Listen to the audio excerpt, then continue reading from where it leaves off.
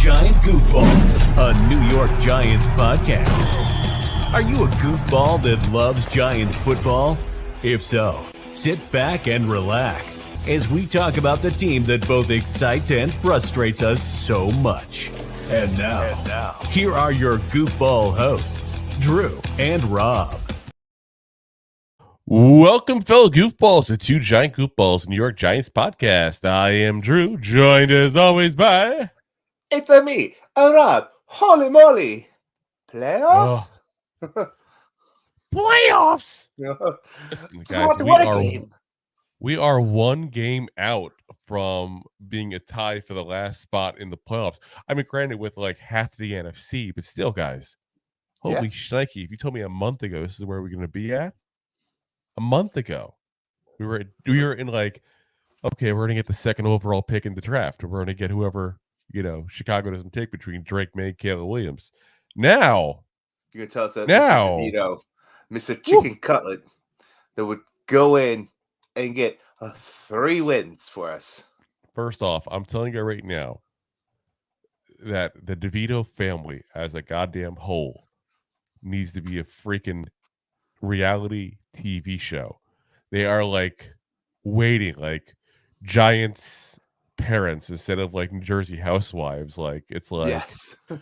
Holy shnikey! I'm telling you, I would watch that show. Like his dad had me cracking up the entire game. Like, oh my god! Like just the expression at the end when they when he turned around and he kissed the guy next to him, and the guy on the cheek, a good old Italian. And that's DeVito's agent, the guy with the black hat and everything, all dressed up like he's, what's the guy that did a Hallelujah song? Leonard Cohen. He looks like a younger Leonard Cohen. But yeah, he's DeVito's agent. This whole thing, so it's crazy here. So, here's a game we did not expect to win whatsoever. You and I were very clear from the offset in this. We did not expect to win. We just wanted it to be a close game because that's a sign of improvement after getting bullied around by multiple teams earlier this year, including twice by the Cowboys there. And we had a team that's been winning. I mean, they just beat the Chiefs. They just beat the Lions. Granted, the Chiefs and the Lions have lost a couple games now back to back. So maybe in hindsight, those aren't the big wins we thought they were. But listen, the Chiefs still have 8 wins. It's granted, like they just also lost last night in some terrible fashion. And the Lions still have 9. Really, really pissed. But yeah, the Lions, they're still really good teams. Yes. So, yeah. And what's crazy is, for the most part, the Giants were up much of this game. This wasn't like they snuck it out at the last minute. It almost the Packers snuck it out almost in the last minute there. But yeah, I mean, talking about a game of ups and downs. This is what it feels like to be rooting for the team that the Giants play against. It feels like, because usually it's like us that gets the last minute like loss or like the turnover, it kills us or something like that. Like that's the kind of luck the Giants usually have. That luck's been this year at halftime. You're like, oh, that's a turnover that's going to put the nail in the coffin. Yep, half's over, game's over. So let's address the elephant in the room right off the bat, though, because there's 2 sides to every Giant fan always. Let's be honest. We're like bipolar fan base. We are. Like, I don't know what we need. We need some kind of like, therapy or medication or something to write this here. But, the big thing always right now is, are we rooting for the pick? Are we rooting for the wins? And I got to say, in this case here, I went to this game going, you know what? Just let it be close and let us get the better pick and see what happens. And we'll, take it as a close victory. But you know what? Winning feels good, guys. Winning feels goddamn good. And you're not hearing now all of a sudden after a couple of wins. You're not hearing Wink and Dable issues. In fact, Wink came out today and said this is a career job. I have no plans of leaving here. I try to say that when it first came around. It's like it's a New York market. We got to talk about something when we're losing. It's egos. Egos is all it is, and that's fine. That's as long as they don't lose respect for each other, that are good. Also haven't heard is that Dable lost the locker room. Yeah. How do you lose the locker room when your third string undrafted free agent quarterback is winning games? 3-1 as a starter. 3-1. And, part of what you have to look at, we talked about is it him? Is it everything else there? But, Saquon's back, Thomas is back, Wandale's back. All these players are back that played a big part in it. Yeah. But, this week specifically, I have to give a ton of credit to one person and one group. And that's going to sound a little odd here. One person, one group. The person is obviously Tommy DeVito. The group is the coaching staff, because they definitely ran a different offense this week than they've been running with him lately. They spent a lot of time this bye week to cater an offense to what he can do.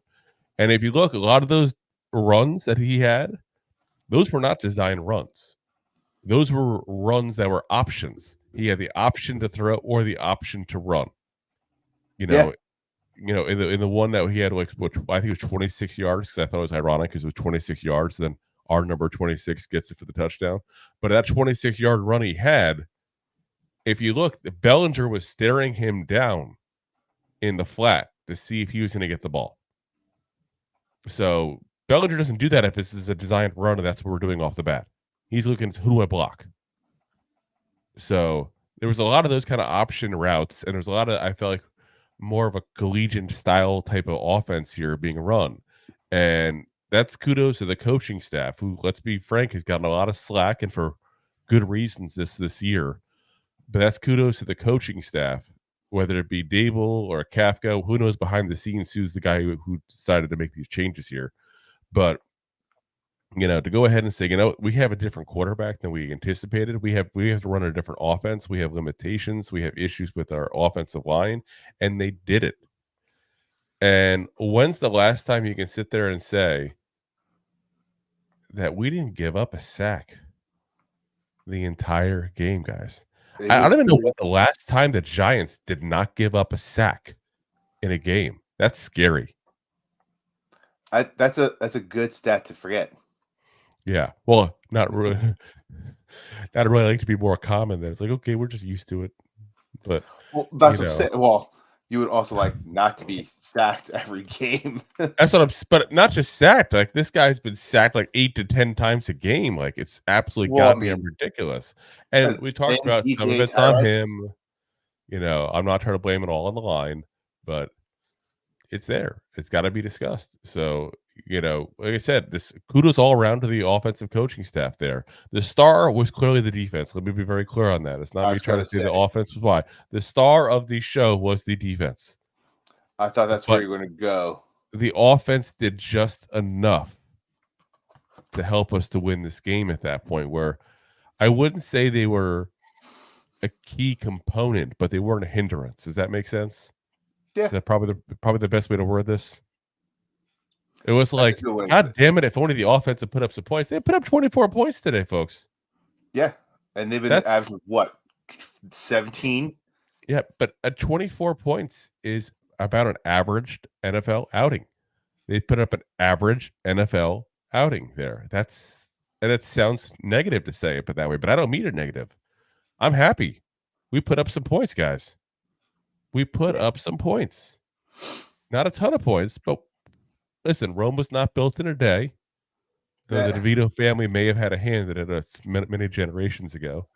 I can definitely see Mr. DeVito either being a marble worker or the guy making chicken cutlets for everyone. Hey, what are you doing now? You didn't cut that nice little corner there. Yeah, you got to go chip. Chippity-doo. Yeah. But yeah, it's like I said, it's nice 3-1 with him now, and like I said, I understand the draft issues. I don't think this is where I think there's a lack of understanding, and I don't know if it's just, I don't mean this like, this is come out potentially offensive to people that are fans. So screw it. I say what I say, and I don't care. I wonder if some of this is people that, quite frankly, have never played football, don't understand what it's like to be in a locker room in a organized sport in general. But guys, if you lose every goddamn game, you know what happens? The morale goes down. The coaching staff loses the locker room. The locker room wants to leave the city. These are the things that happen, guys. You don't go 0-17, and then everybody comes back the next year going, it's a happy day. Doodaloo. Like, no. I thought everyone in North Carolina was pretty happy right now. Everybody wants to get out. That's what happens when you lose like that. Everybody wants to get out. Yeah. So, you know what? I'll take the win because we know the Eagles are coming. We know those are not easy to win. You know, I mean, the way we're playing right now, I'm not going to sit there and say any game is ignore it. It's not going to happen. But if we even split against the Eagles, I'll be freaking happy. Yeah, we haven't done that in itself in years. Here's the scary thing. Let's say hypothetically we do that. We split against the Eagles. Let's say, you know, we do that. And then we could actually facilitate. I always hate to do it, but we'd be basically facilitating the Cowboys to win the division potentially. Yeah. And you know what? I kind of wouldn't be upset at that after all the bullshit that the Eagles fans have put us through the last couple of years. But let's say hypothetically that happens for a second. The Rams are beatable. The Rams are like one of those teams that are really, really good or really, really bad, basically week to week. You don't know which Ram team you're getting. Yeah, it also depends if they're healthy. I do think they are. I do think they are a good team. That was like my number 7 pick to sneak into the playoffs. Playoffs, and they just beat a really good Ravens team this weekend. They did. No, the Ravens beat them. Remember, they beat them in overtime off that punt return. Yes, it was a close game. It was a close game, and they're 6-7, so they're right in there on the hunt for that last spot. That's now got a huge log jam thanks to the Packers losing in this game. But you know, we have them. We have the Saints, also a winnable game. Very winnable. So let's say we go 3-1 the rest of the way. At that point, we're 8-9 to end the season.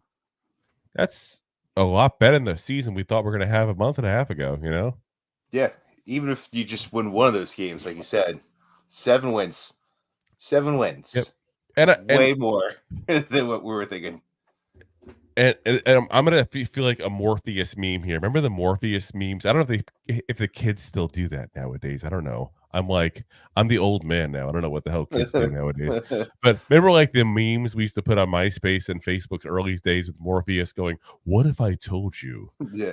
You know what I mean? So like, here's my what if I told you we could potentially not have such a shitty season and still get a quarterback.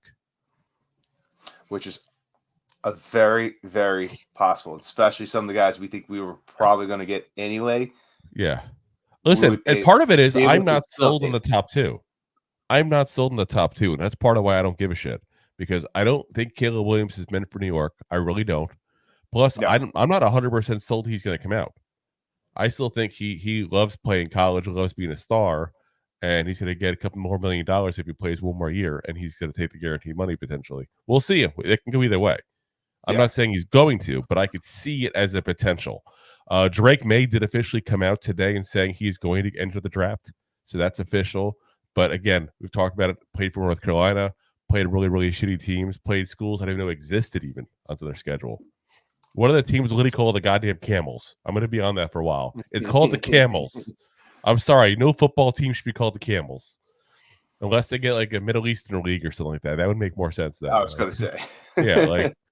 So, you know, camels actually were in the Americas before they were in the Middle East back in the heyday. Are we talking about Pangea? Are we getting on a topic of Pangea? Is that how goddamn excited we are about this game that we're going to freaking Pangea? I was a little after Pangea, but yes. It's in a Pangea. We're all together. I don't know. That's not even an Italian word, probably, but it sounds like it is a vowel. What the hell are we calling it? Sounds like an Italian dessert. It's probably Latin. Most likely. Probably. Anyway, my whole point I'm getting at, though, is if you're like me, you don't like those two anyway. You're not that heartbroken by losing those two. You're going to have still Jaden Daniels. You still have Michael Penix. You still have Bo Nix. You still have all these other players at that point. You know, McCarthy. I mean, you have so many different quarterbacks. There's not 2 quarterbacks, guys. There's a lot of quarterbacks. There's a lot of them. And I know I'm seeing comments here because Connor loves Tommy DeVito. I'm sorry, guys. Tommy DeVito is a great goddamn story. He's not the long-term answer. I'm telling you that right now. And I don't mean that to be a jerk. I don't mean that to rain on the parade. I don't mean to be like the Debbie Downer in this whole scenario. He is going to be potentially a long-term backup for us. That's what he's going to be. Deb's in the comments, and she's an upper. Not that Debbie. But yeah, like I said, I just want to get that out of the way. I'm not trying to be that fan that goes, "Oh, we won a couple of games. Now all of a sudden, DeVito's the long-term answer." Guys, if you watch what limitations he has as a quarterback, even in this offense that was now designed around what he can do well, he's not the long-term answer. No, let's not get away from ourselves. There's a reason why he was undrafted and he was a free agent. Exactly. Exactly. He's living his Cinderella story right now. Let him go to the ball and have that dance. You know what I think I loved the most about this win? First off, we should say the win was 24-22. We happen to forget to say the score half the episodes we do post game. Yeah, we did say 24 though. We did win 24. So one thing that I do really like about the way this whole thing played out, besides the fact that DeVito got to get a game-winning drive and stuff like that, which is, guys, valuable to get a rookie that might be in the long-term plans, again, as a backup, this kind of scenario. You can't play this in practice. You can't amp that up. You can't mimic that in practice. But what I love about it is Saquon Barkley, I'm sure you all watched the game here. Saquon Barkley fumbles the ball on a huge run, 34-yard run he had. And he fumbles the ball, and what is a very close thing. I don't dispute the rule was done right. I hate the way the rule was because he was clearly tripped up and fell, and that's when he fumbled the ball once he was already down. But, whatever. That's the NFL rule. I'm not going to fight the rule. I'm not going to pull a Patrick Mahomes here. Yeah. A little bitch. But it's funny listening to Kermit the Frog get mad. What I love about it, though, is the team bailed out Saquon. Let's be honest. Yeah. Saquon has done his dues. He's fumbled the ball. I think they said it was the third time in his entire career. He doesn't have the fumbleitis. He's not the early version of Tiki Barber. Like, let's call it what it is. But the fact that the team bailed him out, I loved seeing that. I loved seeing that because he's normally the bailer outer. Yes. How many games we'd not win potentially? If it wasn't for him. So it was nice to pick him back up. Yeah. And you know what? I hope that everybody in that offense went back up to him and said, "We did that for you." Because that's what it was. Whether they say it or not, they did it for Saquon. They knew how much Saquon, it would have killed him. Listen, love him or hate him, because most of the love or hate him is based on positional value, really, let's be honest. But love him or hate him, the man bleeds red, white, and blue for the team. He does.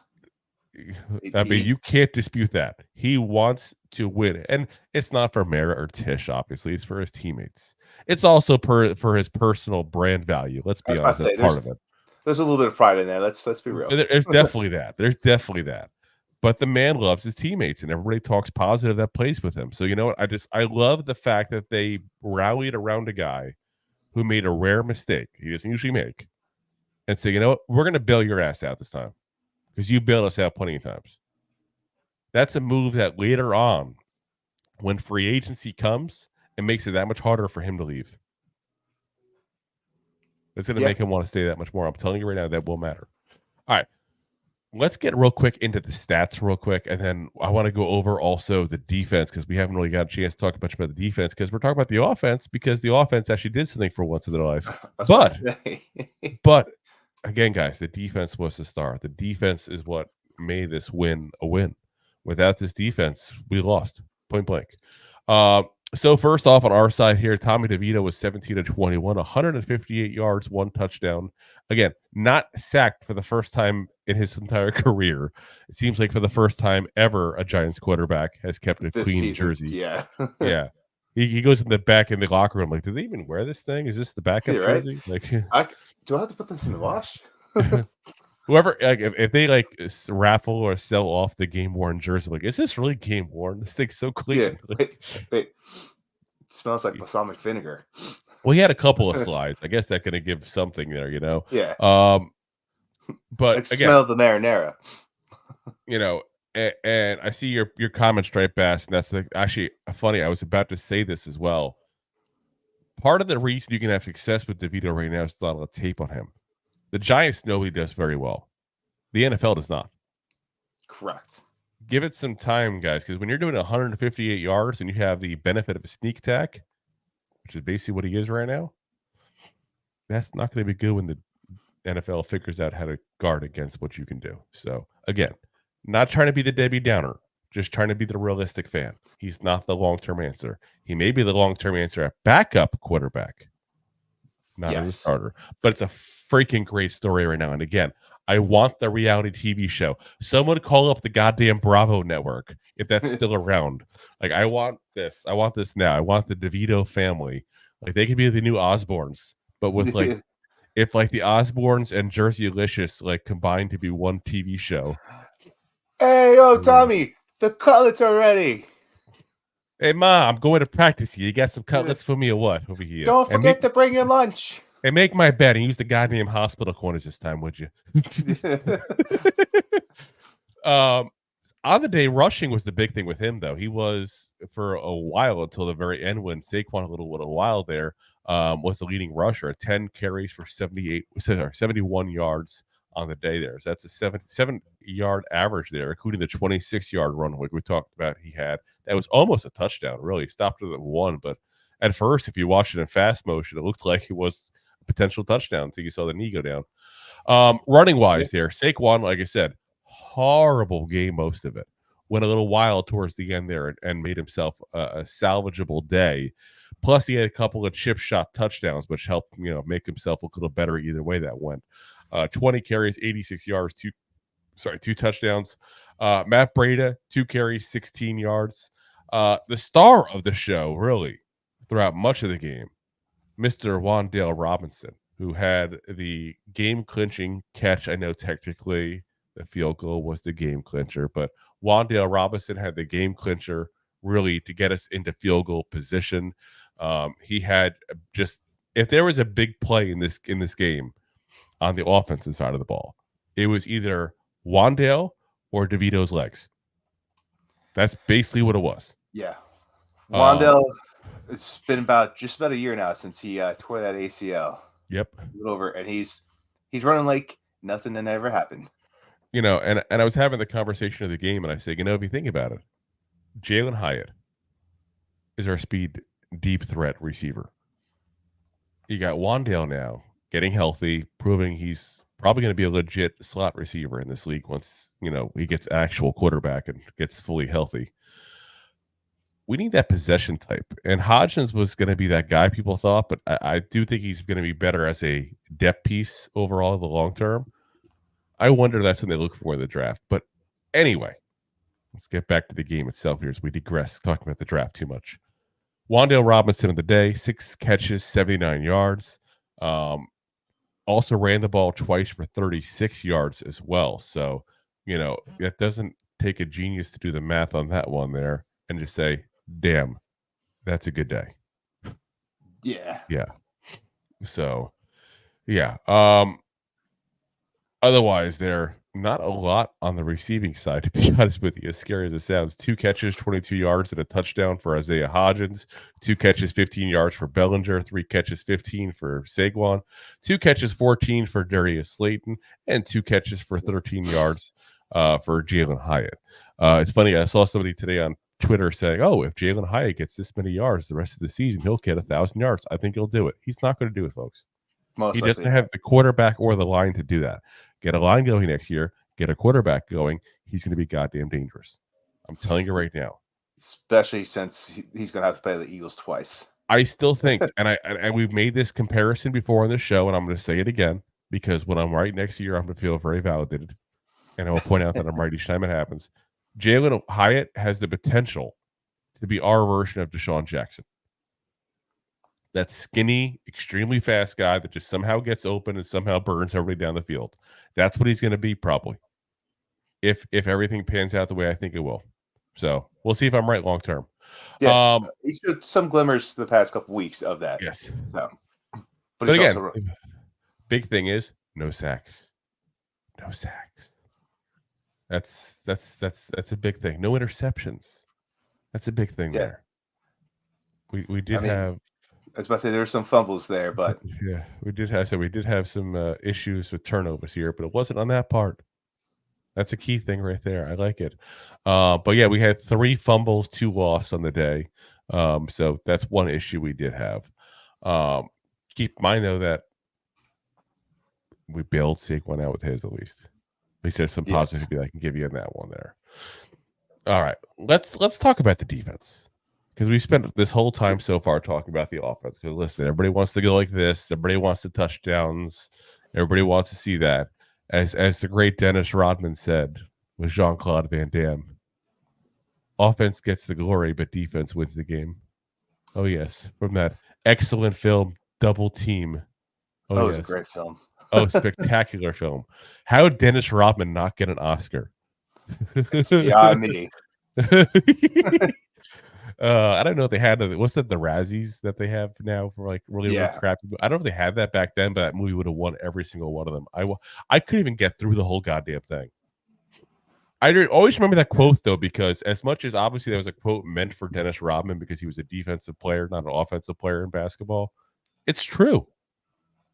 It legitimately is true. I mean, like, even go back to some of the old school like teams that were really good in defense but not so good at offense. 85 Bears, for example. Jim McMahon's a household name still, right? The best defense in NFL history. I'm just saying, Jim McMahon was not that good a quarterback. I'm not trying to be disrespectful because he's a much better player than I was. But I'm just saying he's treated like a Hall of Famer in Chicago because it's the one ring. Because of the defense. Anyway, let's get on to the defense here. So leading tackler was Deonte Banks with 12 tackles, which I will say this, that's not a good thing. We talked about this before. You don't want to be the leading tackler when you're in the secondary. That means somebody caught the ball near you, or else there's no way for you to get that. But he still, I think, had a pretty good day overall. Nearly got an interception, dropped it, but really was in his hands. Should have been another interception there. Made some really good plays, including some of the end zone there. So, overall, I'll take it. 100% take it. I was kind of shocked that Bobby Okereke only had 6 tackles in the day. And it's weird because for most people, that's not a bad day. In fact, he'd be tied for 3rd on the Packers with that kind of day. It's just weird. It's like he's 4th with us. I mean, but like I said, it just seems like a down day. But he's also was all over the place there. I was going to say he was definitely putting pressure and helping out. 5 of his 6 tackles were solo tackles. So, good day overall. I will definitely go ahead and take it there. Sacks. I know everybody wants to talk about sacks. Everybody loves sacks. Let's see. We got Dexter Lawrence, Azeez Ojulari, Micah McFadden, and Kayvon Thibodeau all given half a sack, which is kind of sad because I thought Kayvon got the full sack, but I'm looking now at the ESPN box score and they have it as half. During the football game itself, they counted as a full sack for Kayvon. So I'm guessing they went back and gave half it to Micah McFadden because I know Ojulari and Dexter Lawrence had the second one where they both hit him at the same time. So either way, got a couple of sacks against what is a very good offensive line, so I'll take it. Fumble-wise there, we also got 2 fumbles. We kind of evened them out with the fumbles there. We had the 1 interception. Like I said, easily could have been 2. Not that I'm blaming him when I say that, just saying we had good coverage and all. Jason Pinnock had the 1 fumble, had a very good game as well. He, of course, had the controversial call that we got to talk about that one because I'm sure it's going to come into play here. Where it was a Romeo Dobbs, I believe, had the very close to a catch. I don't want to say the catch, the very close to a catch. And there was some back and forth. There's even some back and forth between, Buck and Romo on that, even whether it was a catch. And I said from the get-go it wasn't, because if you look at the ball when he was holding it, the ball was moving a little bit independently of his hands. When the ball's moving independently of the hands, that means you don't have a grasp of it. You don't have possession. It can't move independently of your hands if you're holding on to it. Try to hold on to something and let something else move separately. You don't have control of it, obviously, or it wouldn't move the opposite way. What I thought was very interesting, they showed a different angle, the very last angle. So we all saw Jason Pinnock go above and knock it out, which is what knocked the ball out at the very end. But I didn't see until the very last angle they finally showed that he actually put his hand underneath, it looked like, and that's what made the ball move from the get-go when he first got, almost possession of it there. So, good move by him. I mean, he's somebody that really I feel like he's got that weird sense of like he's never going to be the guy that you go, oh my god, this is the greatest player ever. This is great. This is amazing. But he seems to come up in big moments. He's got that factor. Yeah. So, good play by him overall. But again, I thought just great play by the defense overall in this game. Green Bay's not a nothing offense, guys. Green Bay is not a nothing offense at all. And if you look at what they've done recently, and we talked about it, they just beat a couple of really good teams, and they did it pretty wholeheartedly. I mean, they put up 29 against the Packers. They put up 27 against the Chiefs. I'm sorry, they put up against the Lions, not the Packers. The Packers put up 29 points on themselves. Be impressive. Keep in mind the Chiefs have it's weird because they have Mahomes and Kelsey, I know, and people think of them as offense. They have one of the best defenses in the league. Their defense is actually carrying their team for the most part of the season. And they put up 27 against them. So 22 points is nothing to scoff at, especially when how many 3-and-outs do we have on offense? We've talked about that before. That's hard for a defense to keep going when that happens. So really, honestly, kudos to the defense overall. 3 turnovers, couple sacks, stopped them in key plays, got them like half the third down conversion rate they usually have in the season. Until that last touchdown, basically just totally stymied Jordan Love in the red zone. I mean, really good plan. We talked about in the pregame there, or the preview, I should say, where we said Wink's got to throw the kitchen sink at Jordan Love and try to confuse him because he is a young quarterback. That's what we did. And he also threw an extra chicken cutlet in there too. Ayo. Oh yes. Ayo. Feels weird. This is like too many wins in a row now. I'm like, I don't know. We're getting false hope here. Lost. I know. It's like, all right, let's pay the bills real quick. Let's go through some of the comments here real quick then. So, yes. Enjoying the show. Looking for more goofball action? Consider a membership at buymeacoffee.com/2giantgoofballs. Memberships start at just $5 and give you additional goofball access. One-time support payments also available starting at just $3. buymeacoffee.com/2giantgoofballs. Oh, yes. All right, let's get into the comments here. And I know we had our first one here before we went in live. Joe Tisdale, of course, one of our listeners that is always on the audio. I know he likes to pop in when he can. He's got kind of a crazy work schedule there. He says it was worth staying up tonight. GFAM 4:30 is going to come early, but I look forward to listening to your post-game pod tomorrow. Screw draft position. Let's win some games. Go G-Men. Joe, we're with you 100%, man. And again, thank you for listening, because I feel bad sometimes because we do these live videos when we do the episodes, and I feel like we get the chance to see, like obviously we got Connor and Deb and people like that are in here on a pretty much almost every episode, it seems like. And we appreciate that immensely. Don't get me wrong, but I don't want people that listen to the audio to ever feel like we don't appreciate you guys as well, because we started out as an audio podcast, and it's still a big part of our listenership as well. So appreciate you guys that are listening to the audio podcast. Hope you guys, if you're driving to work here the next day, I hope you're driving safe and having plenty of coffee before you start driving. Yeah. But yes, Joe, thank you. But Joe, always a pleasure seeing the chat, man. Much appreciated. Connor says, I don't care what DeVito deserves to be a starter. Imagine after he's trained right. He's been trained for years, Connor. It's not like he had no coaches before he got to the NFL. Yeah.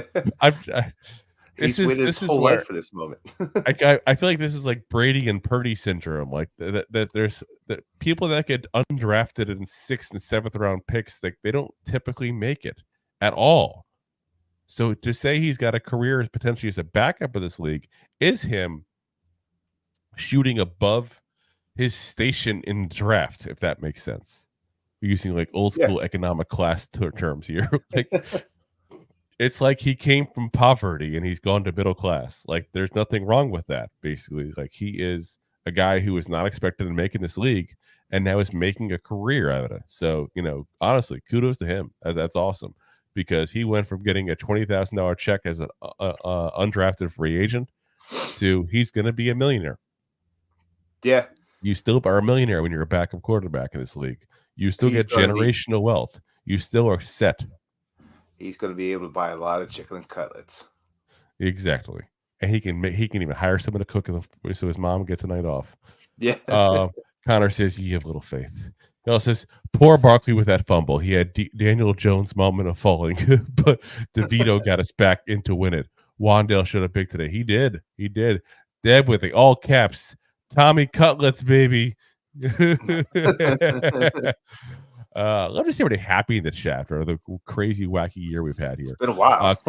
Connor says, yes, Deb. Tommy, Rocky.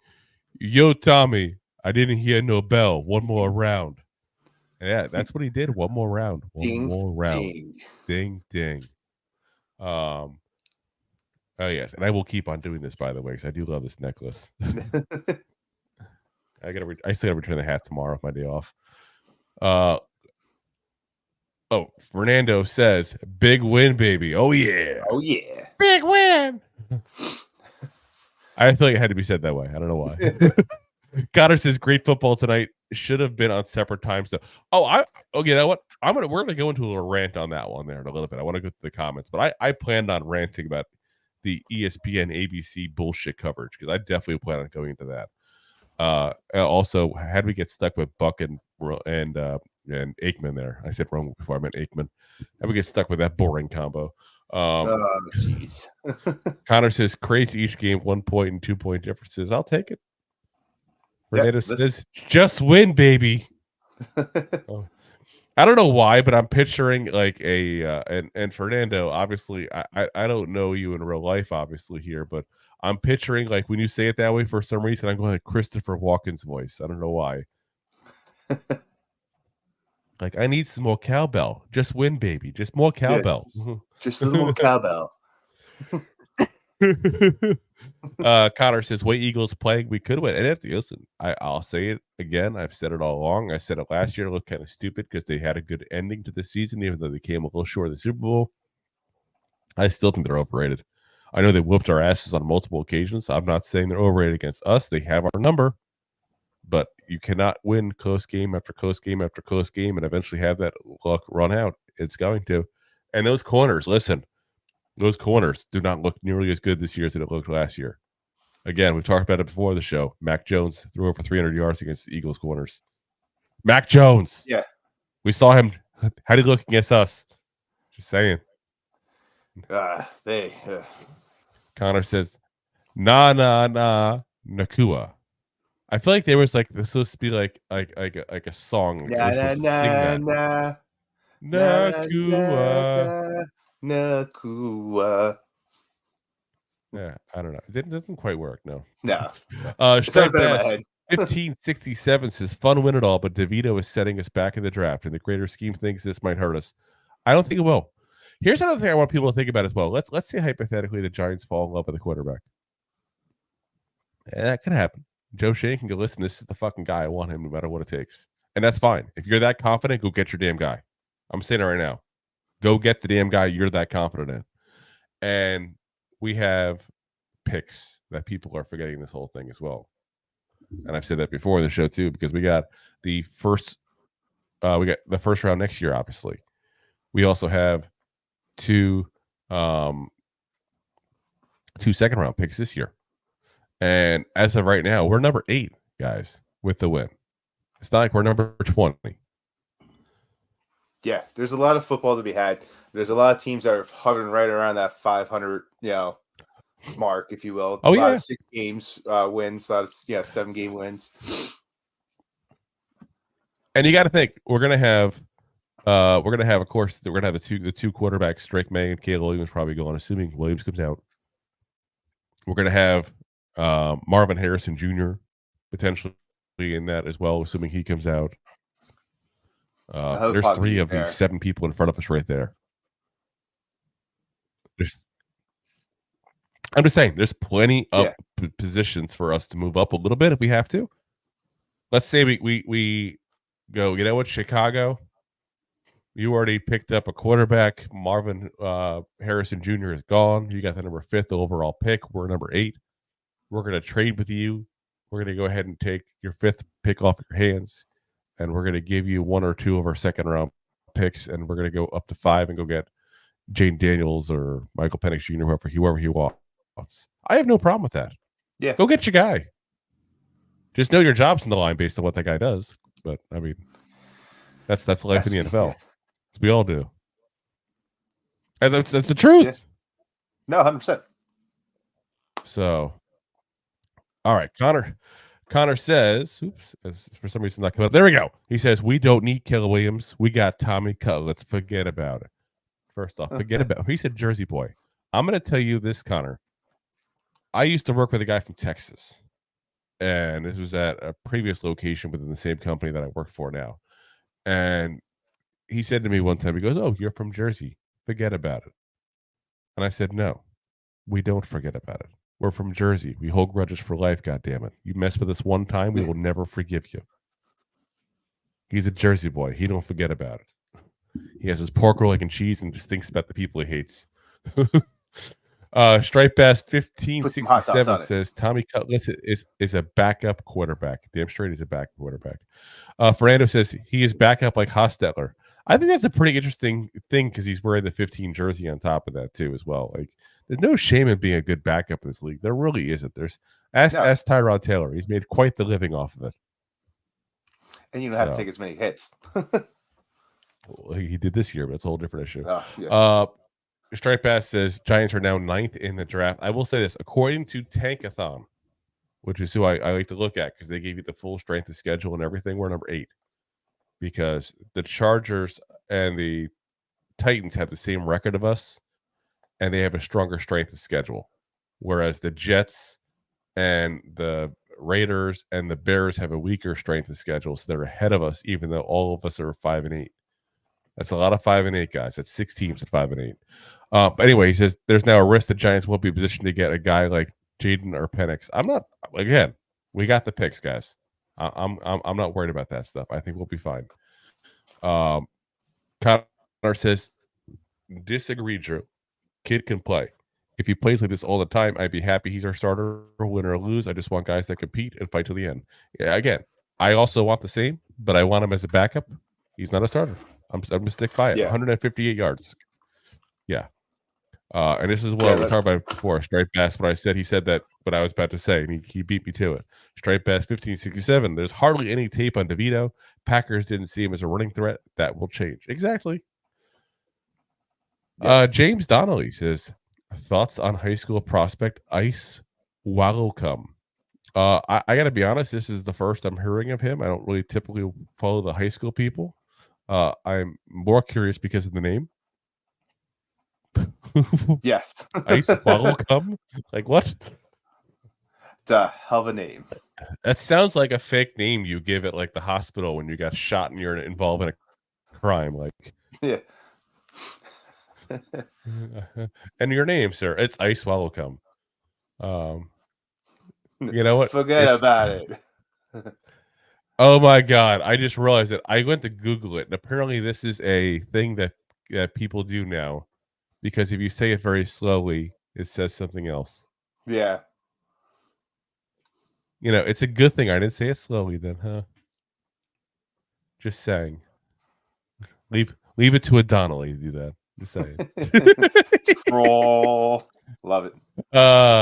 Connor says, you want a bad movie for the Razzies? I was drunk and watched Mel Gibson movie called $1 Million Hotel. So bad. Well, if it makes you feel better, Mel Gibson was probably drunk when he did it too. So yeah. It's truth. Let's see here. Connor says the Kua thing was supposed to be sung like cha cha chia. Oh, no, Kua, like that. Is that what we're doing? There we go. Yeah, I like that. Yeah. That works. That works. Works a lot better. That worked better. Yeah, see, that's why you have to like. It's hard to do the vocal thing through text. It really is. Connor says 6 for 79 yards, receiving 36 rush for Wandell. Yeah, we said that. Wandell had a damn good game. Damn good game. He's finished his rookie year this year. So, final thoughts here as we kind of get into the thick of this whole thing, because I know a lot of people are going getting, oh my God, this draft, we're not going to get it. Guys, again, we got plenty of games to lose. Don't you worry. Enjoy the win. enjoy the win because we haven't had a lot of them. And this is a signature win. This is like we're beating a team that's been up and coming. This is probably the best team we've beaten all year. Let's be honest. Yeah. I know Mace, our buddy that was on Twitter the other day, and was saying, look at the draft order and the people we have beaten: the Cardinals, the Commanders twice, and the Patriots. Were all ahead of us in the draft. So it wasn't like we really did any crazy victories. We just beat the really crappy teams we faced. This is our first crappy teams too. I'm saying this is our first solid win. You could make that case. This is the first time we've beaten a team that's at least average. Yeah. So take it. Enjoy it. It's a close game. I'm telling you right now, if you weren't excited watching this game, then what you need to do is you need to go to a doctor to get your adrenaline levels checked. Because that was a fun damn game to watch. It was. Absolutely fun damn game. So it's also the first team we beat that was 500. It's what I'm saying. Like, better. Well, they aren't anymore thanks to us, Bazinga. Yeah. Tommy Cutler said, I'm going to have myself a chicken parm. I need some cheese. All righty. So before we sign off for the night, I got to ask Rob, did you remember to order something? No, but there's a Whole Food Market that sells them that I'll be at. Okay, so just making sure because Wednesday, of course, we have off tomorrow. Wednesday, we'll be doing our picks episode for week 15. That sounds ridiculous, week 15. The season's almost over. But week 15, where we talk about all the games going on for the week. And as we've been doing, we have our winner and loser thing where we get the bet on who gets the most points for the prior week. And this week, I got it for once. So after Rob's hot streak he's been on lately. I went out. No pun intended, since last time he lost, he had to eat jalapenos. But this week, he has to eat chocolate-covered crickets. So if you like watching random people eat random things, have we the show for you, especially if you like football, too, which I hope you do since you're on here. You listen to a football podcast. Yeah, you're definitely not here for the eye candy. Especially if you're listening to audio. All right, guys. We will see you again, like I said, tomorrow night. Wednesday night. So you say tomorrow night. Wednesday night. Technically, it'll be tomorrow night. Since it is 12:30. It is 12:30, I guess. Yeah, it is 12:30. So yeah. So Wednesday, keep in mind we are on 9 p.m. Eastern Standard Time.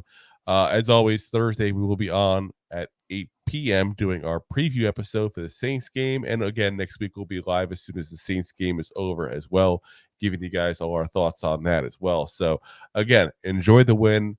If you happen to work with any Packers fans, because most of us do work with at least one Packer fan. That's one of the fan bases that has one guy.